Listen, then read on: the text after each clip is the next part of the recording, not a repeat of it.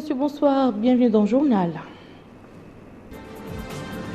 Le président de la République préside à Nouadhibou la cérémonie de levée des couleurs et décore un certain nombre de personnalités civiles et militaires à l'occasion du 55e anniversaire de l'indépendance nationale.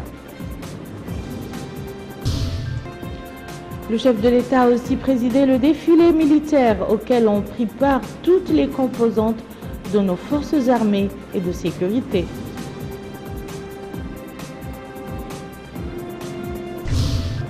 Dans son adresse à la nation, le président de la République a renouvelé son attachement au dialogue et annoncé d'importantes mesures sociales au profit des couches démunies. 28 novembre 1960, 28 novembre 2015, cela fait 55 ans, jour pour jour, que notre pays accédait à la souveraineté internationale.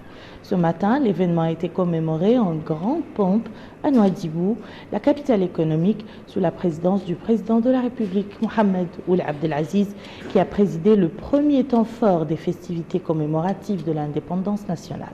Le chef de l'État a en effet présidé devant la résidence du Wali de Dakhlet Nouadhibou la cérémonie de levée des couleurs à laquelle étaient conviés, outre le Premier ministre, les présidents du Sénat et de l'Assemblée nationale et les membres du gouvernement, d'importantes autres personnalités civiles et militaires, ainsi que le corps diplomatique accrédité dans notre pays. L'événement était également l'occasion pour le président de la République de décorer un certain nombre de compatriotes pour services rendus à la nation. Rabia Deida revient sur cette cérémonie.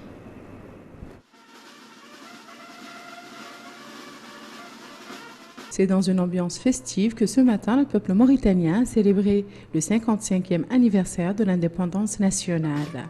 Le président de la République, M. Mohamed Ould Abdel Aziz, a présidé la cérémonie de levée des couleurs qu'abrite pour la première fois dans l'histoire notre capitale économique, Nouadhibou.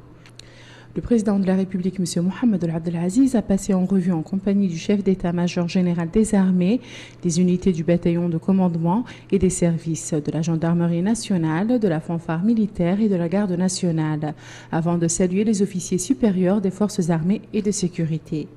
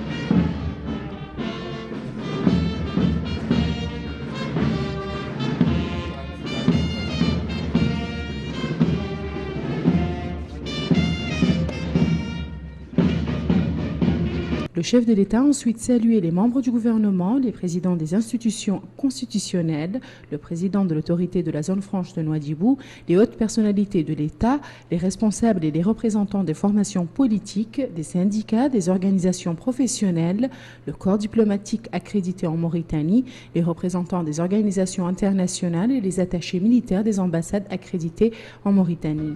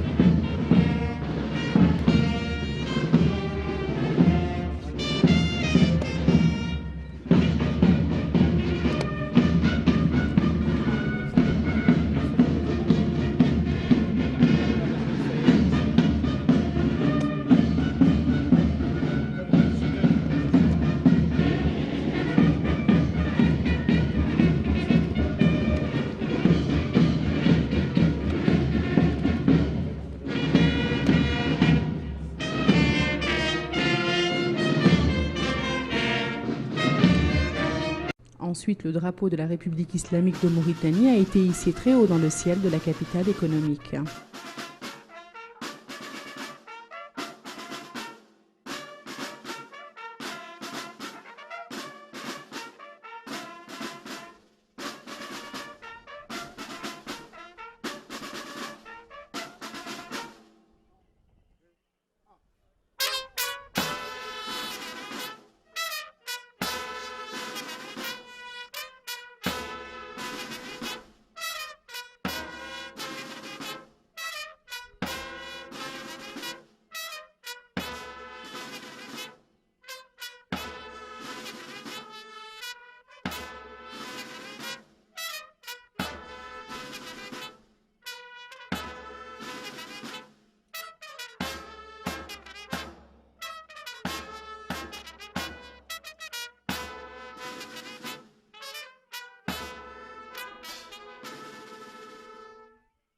Au cours de cette journée chère au peuple mauritanien, journée qui a marqué l'indépendance de notre pays, le président de la République a décoré à cette occasion un certain nombre de personnalités civiles et militaires qui ont joué un rôle important dans la prospérité et le développement de la Mauritanie. Il s'agit des personnalités suivantes. Ordre du mérite national, grand officier, le général de brigade Félix Negri, ancien chef d'état-major de la garde nationale.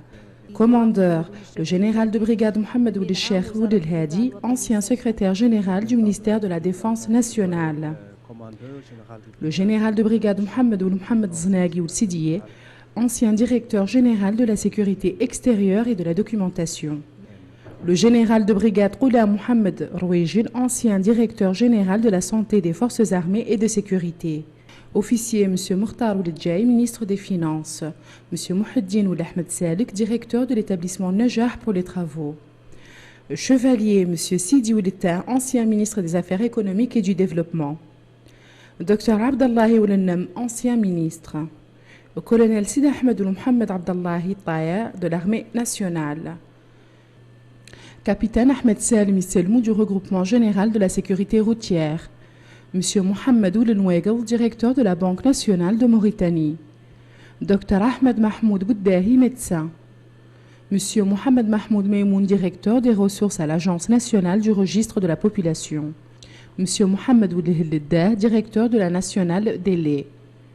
Monsieur Sidi Mohamed Sneb, directeur général de Douailia.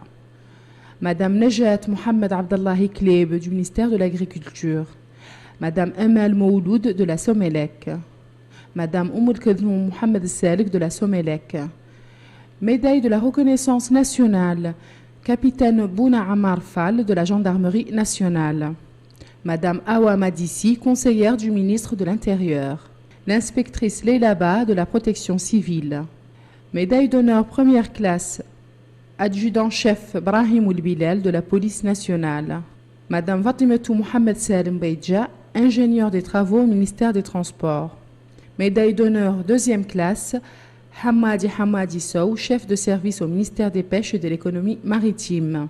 Médaille d'honneur troisième classe, sergent-chef Mini Mohamed Abdallahi de la garde nationale. Feu Mohamed Ould Mbarak, ancien président de la Fédération nationale des parents d'élèves.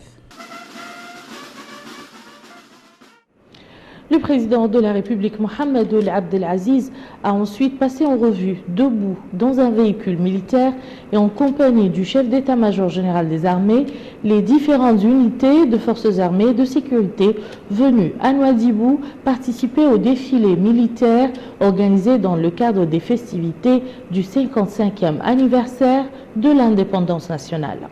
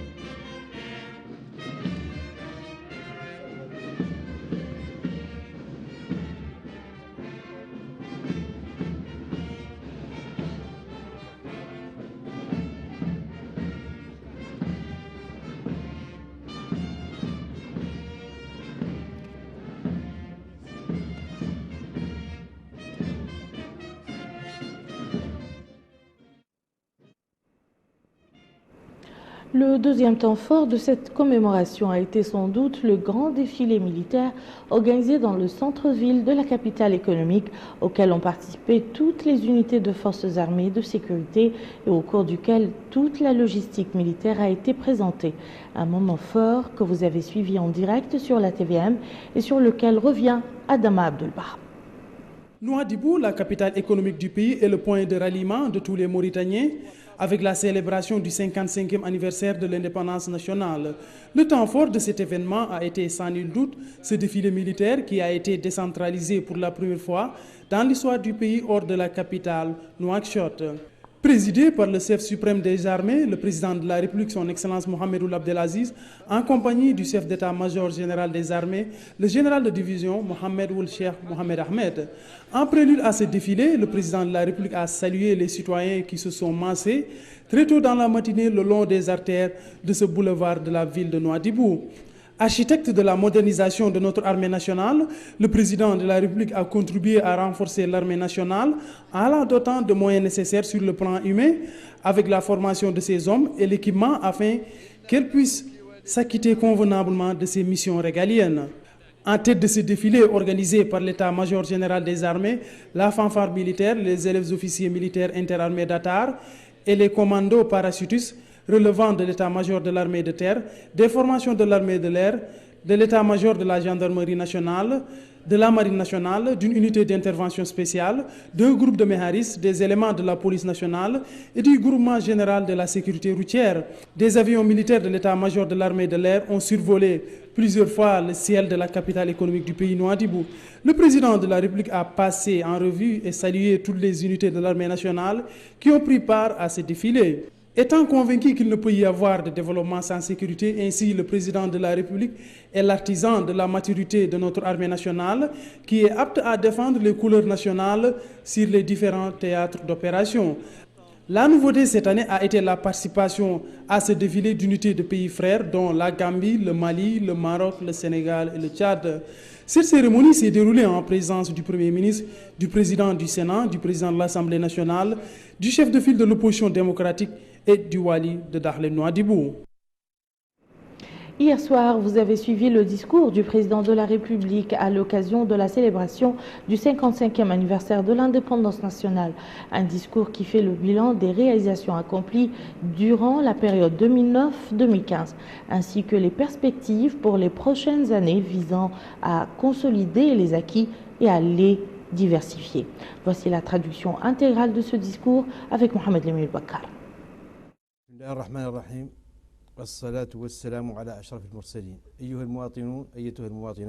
Citoyennes, citoyens, notre pays commémore demain le 55e anniversaire de l'indépendance nationale.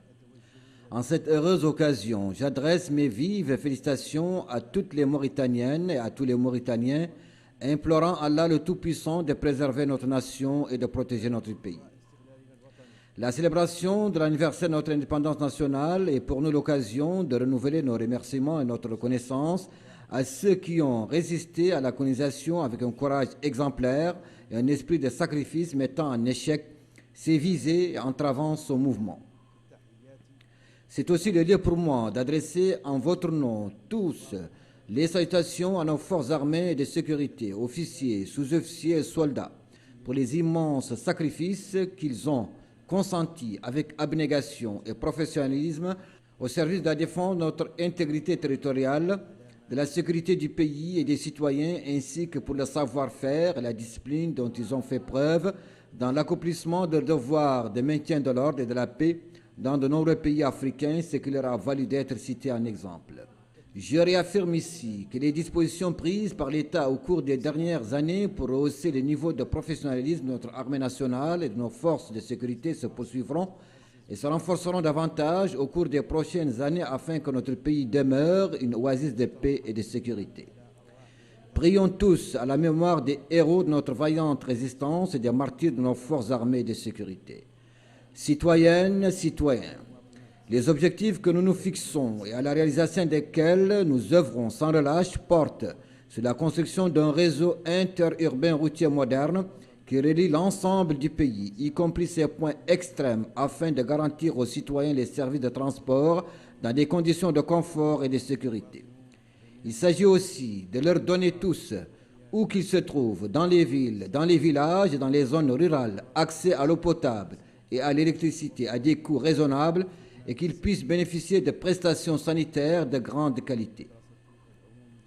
Nous nous attelons également à ce que l'école publique joue son rôle d'espace fédérateur des Mauritaniens autour des valeurs du savoir et de la citoyenneté. Notre action vise aussi la modernisation des industries, la participation dynamique de la jeunesse à l'œuvre de construction nationale et son implication dans la préparation de l'avenir du pays et l'émancipation de la femme pour qu'elle occupe la place qui lui sied dans notre société. Toutes ces actions devront être conduites dans un climat d'apaisement et de sécurité et dans lequel prévalent la démocratie et les libertés. Ces nombreux objectifs ont été à la base de l'action des différents départements ministériels. La préparation des ressources humaines a constitué une priorité dans l'action du gouvernement et dans les programmes de développement. Dans le domaine de l'enseignement et de la formation professionnelle, notre pays a enregistré une évolution globale et rapide.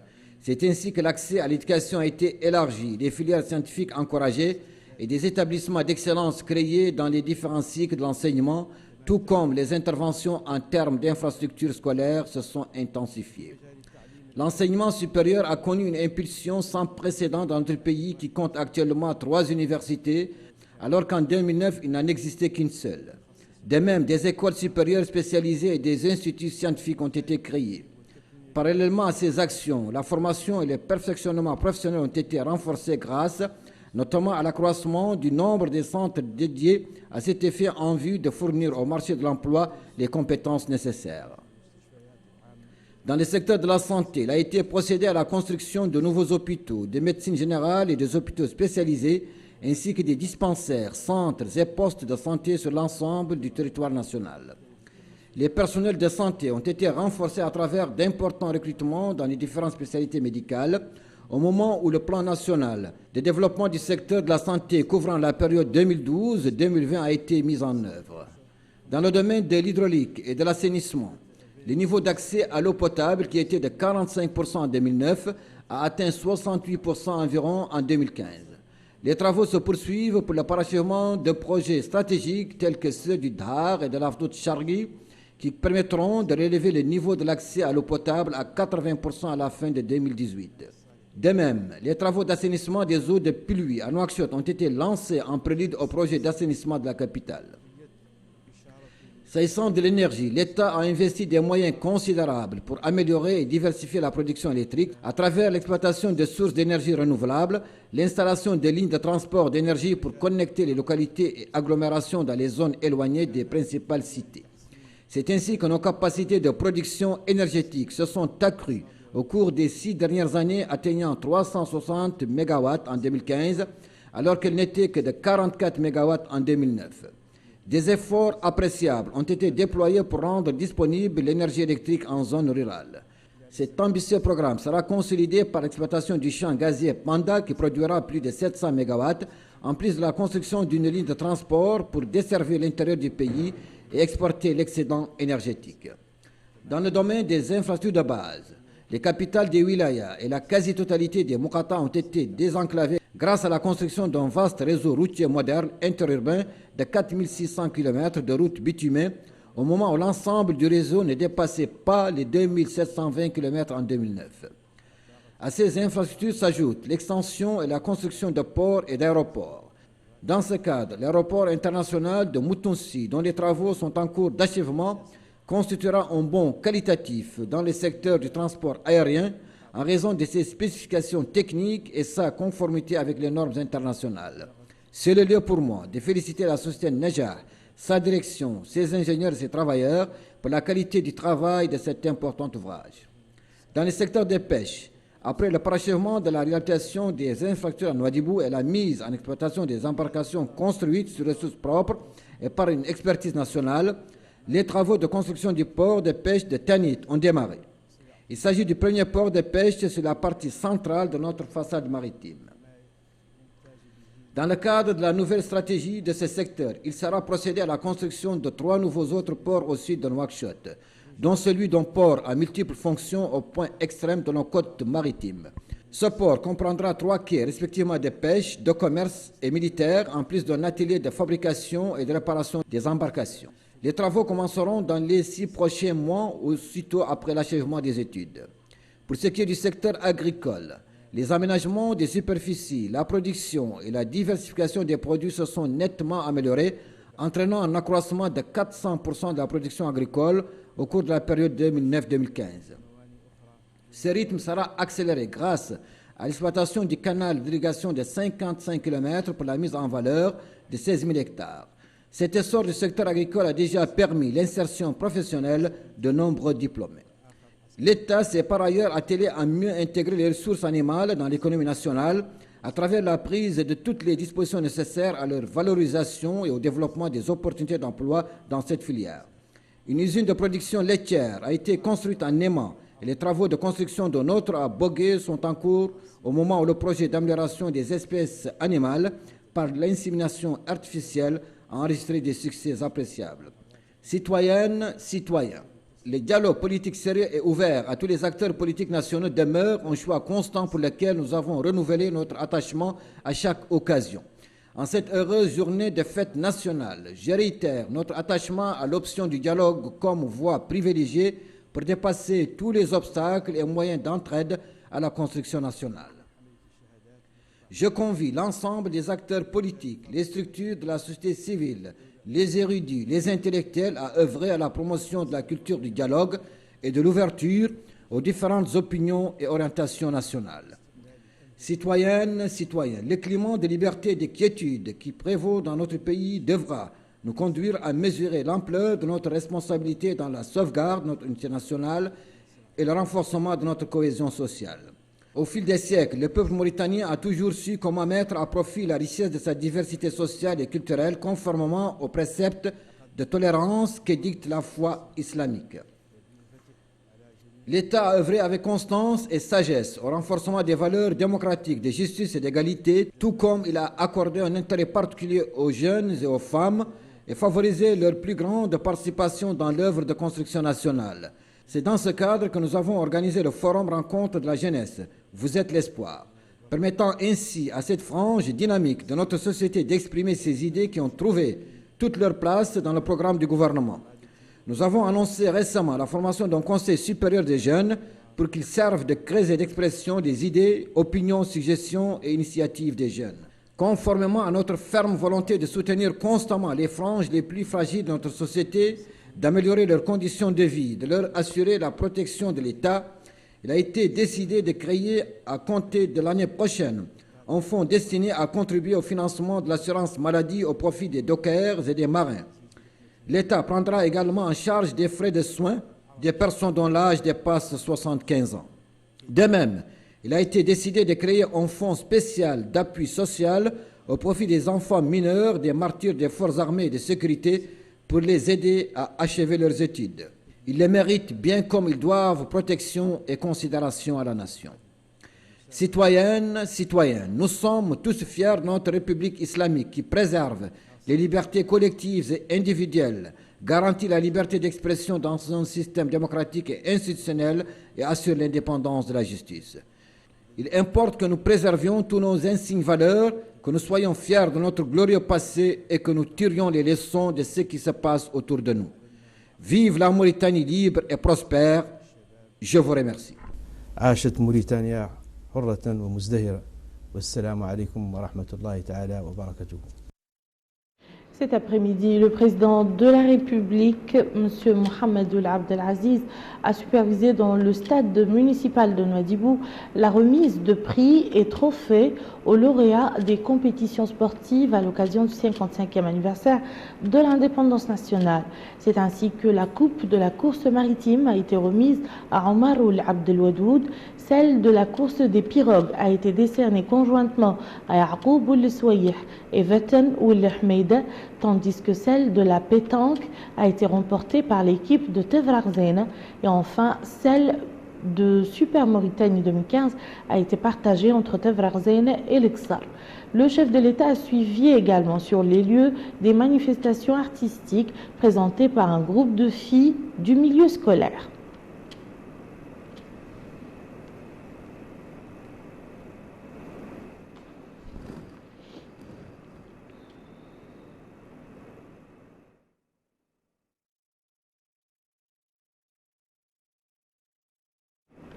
Le président de la République, Mohamed Abdelaziz, a mis à profit son séjour à Nouadhibou pour s'enquérir de l'avancée des travaux au niveau de l'hôpital des spécialités en cours de construction. Cet hôpital des spécialités était réalisé sur un financement de la fondation de la Société nationale industrielle et minière SNIM pour un montant de 3 milliards de billets. La capacité d'absorption de cette structure hospitalière, la plus grande du genre au nord du pays, est de 200 lits. Il est prévu également, en cas d'achèvement des travaux, de la doter des meilleurs équipements et d'un staff médical spécialisé permettant d'atténuer la pression sur les hôpitaux de la capitale et de rendre des prestations sanitaires de qualité en faveur des populations des wilayas du Nord. Hier soir, le ciel de la ville de Nouadhibou a été illuminé par des feux d'artifice nourris et multicolorés au grand bonheur de la population qui avait les yeux rivés vers le ciel. Un tir d'artifice accompagné de you-you et de klaxons. Nous vous laissons apprécier de vous-même.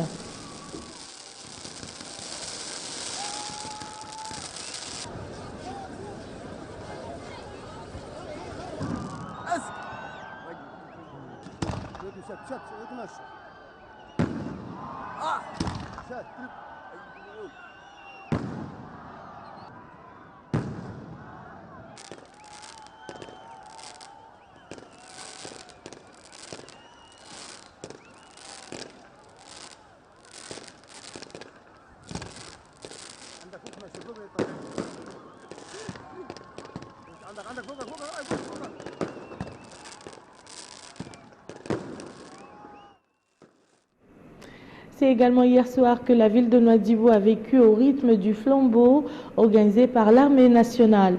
Des éléments de l'armée ont sillonné plusieurs artères de la ville sous les applaudissements nourris des citoyens qui s'étaient massés le long des trottoirs pour ne pas manquer cette manifestation symbolique organisée à la veille de la célébration de l'indépendance nationale.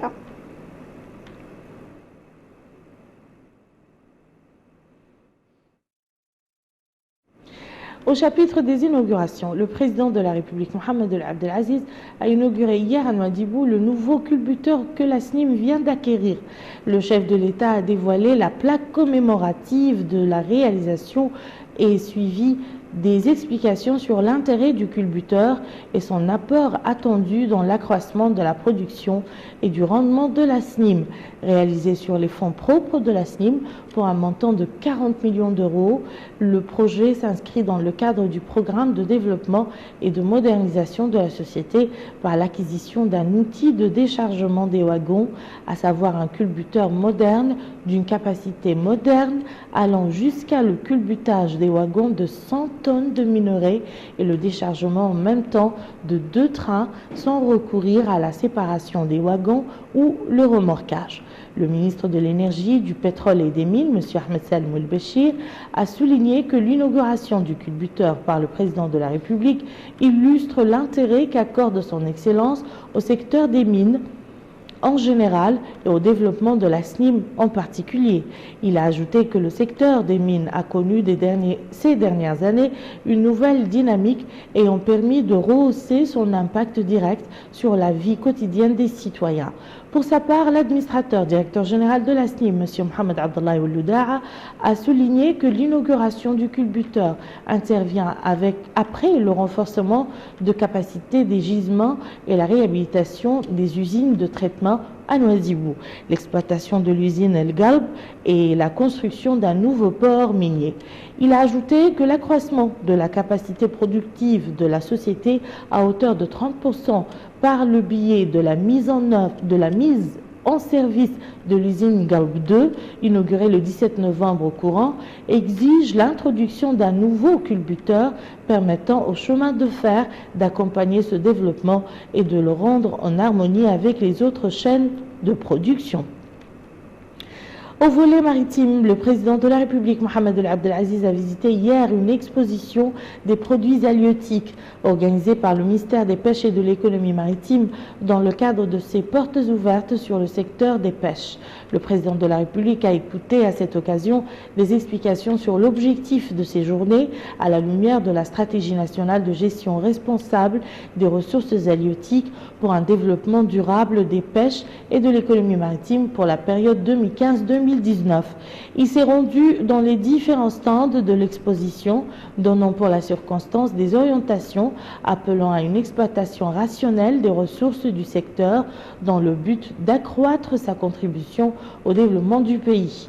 La manifestation, qui a duré 6 jours, a été l'occasion pour la présentation d'exposés sur les rôles des différentes sociétés contribuant au développement du secteur et de conférences sur la nouvelle stratégie du secteur, l'initiative de la transparence en matière de pêche, la qualité des produits, le contrôle sanitaire, le système de commercialisation des produits, la contribution du département dans la lutte contre la pauvreté et le renforcement de la sécurité alimentaire et les ressources maritimes et les changements climatiques. Ces journées ont pour but également d'évaluer les différentes stratégies d'aménagement et de développement qui permettent une exploitation durable de la ressource halieutique, maritime et continentale. Nous clôturons les activités du président de la République par l'interview exclusive qu'il a accordée récemment à TV5, au cours de laquelle il a répondu à un certain nombre de questions relatives, entre autres, à la problématique du terrorisme dans la sous-région.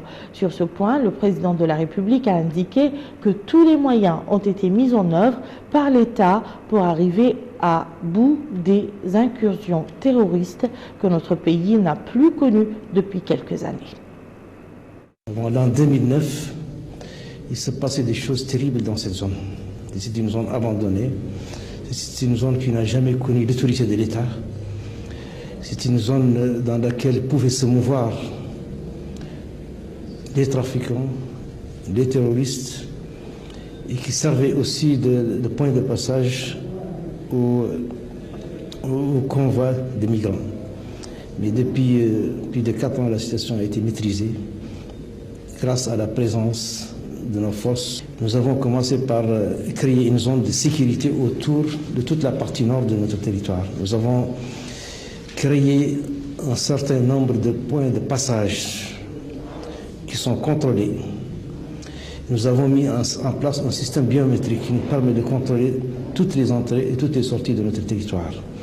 Et nous avons adapté nos unités militaires. Nous n'utilisons plus pour combattre le terrorisme ou pour combattre l'insécurité dans notre pays des unités conventionnelles avec un armement lourd qui nécessite beaucoup de moyens. Nous avons pris des unités spéciales, des unités mobiles, rapides et qui peuvent se mouvoir très rapidement. La sécurité, c'est la priorité, vraiment la priorité des priorités de votre gouvernement. Oui, c'est la priorité, effectivement, des priorités de nos priorités. Pour la simple raison que c'est par la sécurité que tout passe. On ne peut connaître de développement sans passer par la sécurité. Aucun investisseur ne peut accepter d'investir dans un pays où il y a l'insécurité. Le président de la République a aussi rebondi sur une question concernant l'impact. Le président de la République a aussi répondu sur une question concernant l'impact de la priorité accordée à la sécurité sur d'autres chapitres non moins importants comme la consolidation de la démocratie. Écoutons le chef de l'État. Faisons lutter contre l'insécurité n'entache aucunement nos avancées sur le plan démocratique et sur le plan institutionnel. Et puis, ce que nous essayons de faire, ça favorise, et ça favorisera un développement homogène du pays. Enfin, au sujet de l'environnement et des décisions attendues de la COP 21, le président de la République a souhaité que la conférence de Paris sur le climat parvienne à des décisions contraignantes pour les États afin de diminuer l'émission des gaz à effet de serre. Écoutons-le. Je ne dirais pas que c'est assez, mais si on y arrivait, ce serait une excellente chose. Mais cela demande l'engagement de tout le monde, cela demande la volonté de tout un chacun, cela demande de la sagesse de la part de tous les dirigeants, et même de l'humanisme, et même, je dirais, moyen de cupidité aussi. Et ça demande un effort des émergents aussi. Oui, ça demande effectivement des efforts des émergents. Et ça demande une entraide, et ça demande aussi une certaine croyance à l'humanité.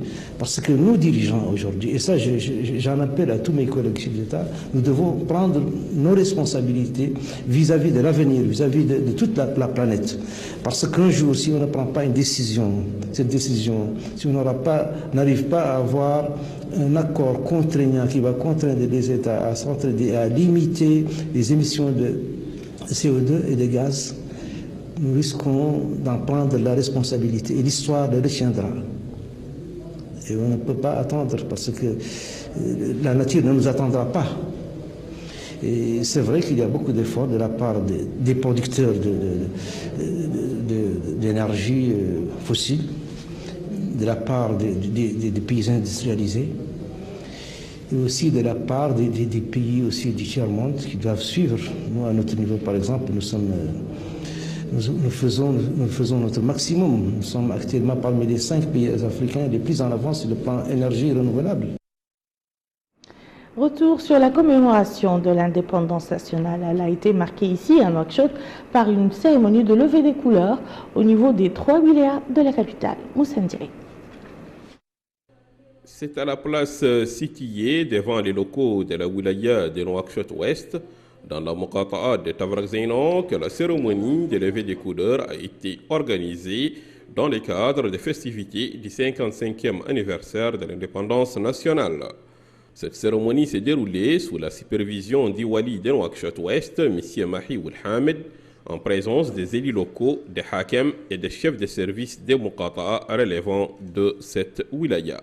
Quant à la wilaya de Nouakchott-Nord, elle a organisé la cérémonie de levée des couleurs du 55e anniversaire de l'indépendance nationale pour la première fois depuis sa création devant les locaux de la wilaya, précisément dans la Muqata'a de Dar Naïm. Cette cérémonie s'est déroulée sous la supervision de M. Mohamed Remin Ould Mohamed Taïb, wali de Nouakchott-Nord, et en présence des autorités administratives et sécuritaires de la wilaya.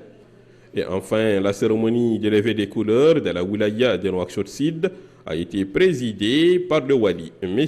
Mourabih Bounana Oulabedine, en présence de plusieurs responsables administratifs et politiques de la wilaya et un public nombreux venu célébrer cette journée du 28 novembre 2015.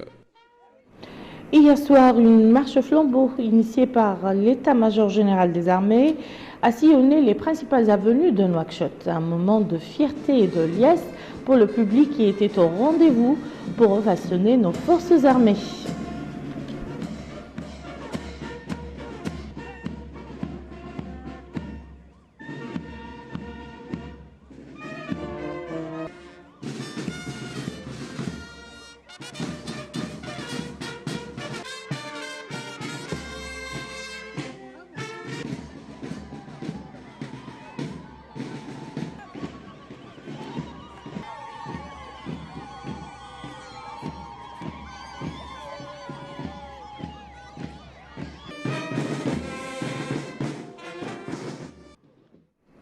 Et nous allons à présent au Houd Sharqi, et précisément dans la Muqata'a de Djigani, dans laquelle le ministre de l'Éducation nationale, ministre de l'Habitat, de l'Urbanisme et de l'Aménagement du territoire par intérim a inauguré des édifices administratifs.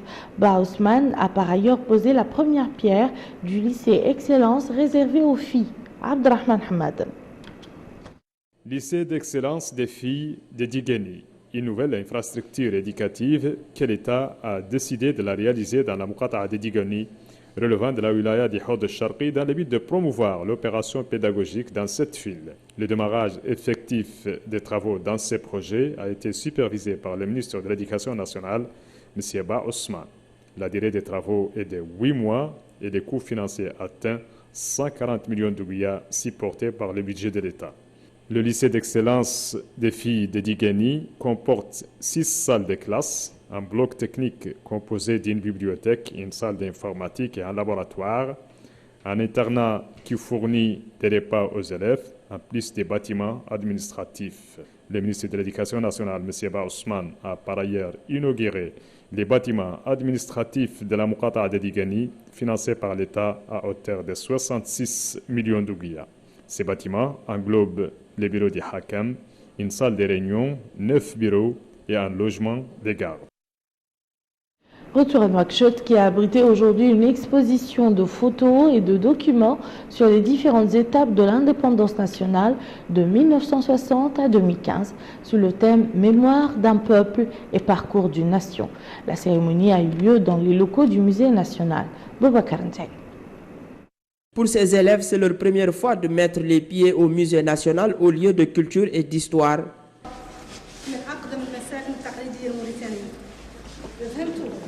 De vitrine en panneaux, ils ont passé en revue quelques vestiges, photos et documents sur les différentes étapes de l'indépendance nationale de 1960 à nos jours, de quoi réveiller en eux un sentiment de fierté et de patriotisme. Cette exposition revêt une importance capitale. Il s'agit d'une opportunité pour les enfants de connaître leur passé et de découvrir l'histoire de leur pays, a rappelé le conseiller de la ministre de la Culture et de l'Artisanat, secrétaire général par intérim, Ouled Nas Oul El Kouri Oul Hanoun. Cette exposition est le fruit d'une collaboration entre le ministère de l'Éducation nationale et celui de la Culture et de l'Artisanat. D'ailleurs, les deux ministères ne comptent pas s'arrêter en si bon chemin, comme l'a assuré Mme Khadija Mintikreidia, coordinatrice de la cellule de l'éducation et de la communication en milieu scolaire au ministère de l'Éducation nationale. Aider les enfants à prendre davantage connaissance du passé de leur nation, c'est l'appel lancé aussi par le directeur du musée national, Khan Hadia Mamadou. En tant que responsable du musée, on ne peut qu'exprimer notre joie qu'il y ait cette relation entre les écoles et les musées, parce que les musées et les écoles se complètent. Si les élèves ont des connaissances, s'ils apprennent des connaissances à l'école, ils ont l'occasion de connaître, d'apprendre ici au musée la culture. C'est par cette photo de famille que s'est achevée cette visite après un ultime chorus de l'hymne national.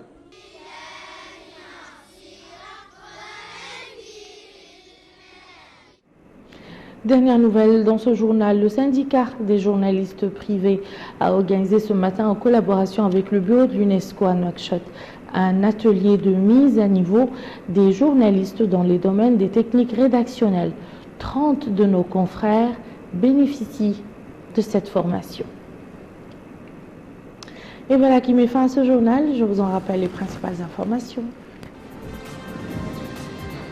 Le président de la République préside à Nouadhibou la cérémonie de levée des couleurs et décore un certain nombre de personnalités civiles et militaires à l'occasion du 55e anniversaire de l'indépendance nationale.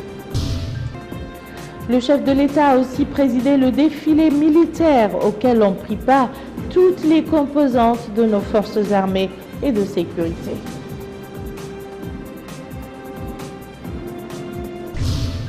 Et dans son adresse à la nation, le président de la République a renouvelé son attachement au dialogue et annoncé d'importantes mesures sociales au profit des couches démunies.